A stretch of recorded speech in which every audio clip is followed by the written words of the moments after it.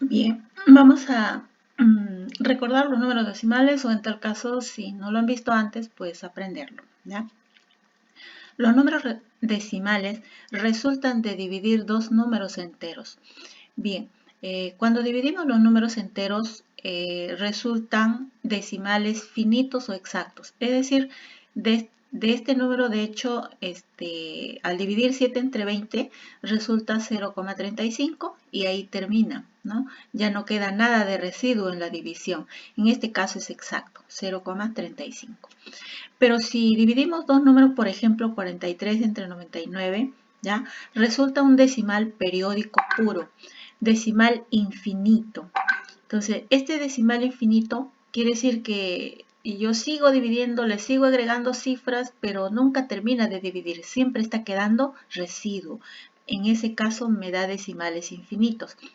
El decimal periódico puro se caracteriza porque después de la coma, el número decimal tiene un número que se repite hasta el infinito. Ese número es el periodo. ¿Quién es el periodo en este caso? Es 43. Después de la coma sigue 43, 43, 43, repitiéndose hasta el infinito.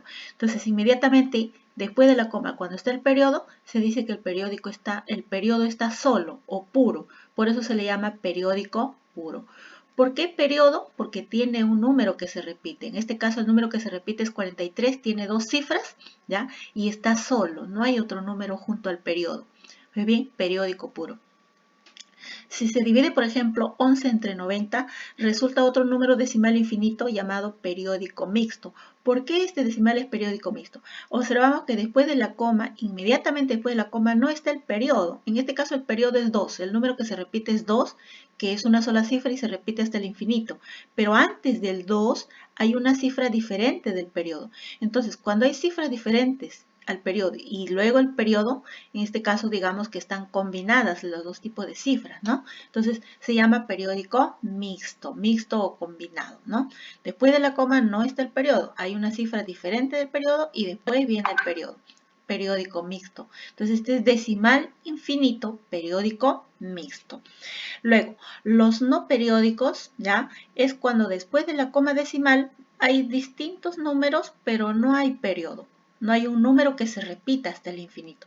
Por ejemplo, aquí después de la coma sigue 30, pero después sigue 300, después sigue 3000. O sea, no hay periodo. Por eso se le llama decimal infinito no periódico.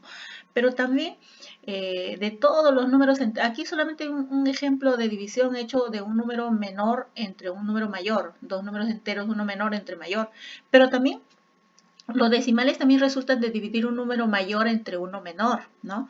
Y en ese caso me va a dar la parte entera, no va a ser cero, va a ser un número mayor que cero, ¿no?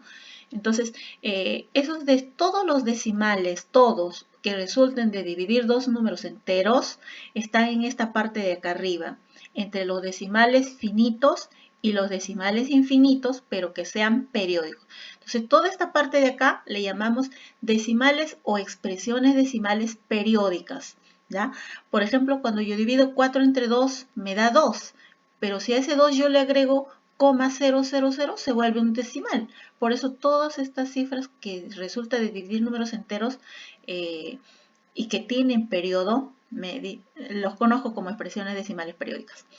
En este caso, los no periódicos pueden resultar de dividir también dos números enteros, pero generalmente los no periódicos resultan de hacer mediciones, ¿no? En el campo de la geometría. Cuando hago mediciones, por ejemplo, al calcular el radio en una circunferencia o a calcular la hipotenusa en un triángulo rectángulo, ¿no? Y así en diferentes mediciones resultan muchas veces números que no tienen periodo, números decimales que no tienen periodo. En ese caso los decimales son no periódicos. También les conocemos como expresiones decimales no periódicas. Este tipo de expresiones decimales también encontramos generalmente en el campo de las ciencias, ¿no? Como por ejemplo el pi es un decimal no periódico. Por ejemplo, el epsilon es otro decimal no periódico, ¿no? Y así hay otros números ya preestablecidos en la ciencia, ¿no? Que son decimales no periódicos.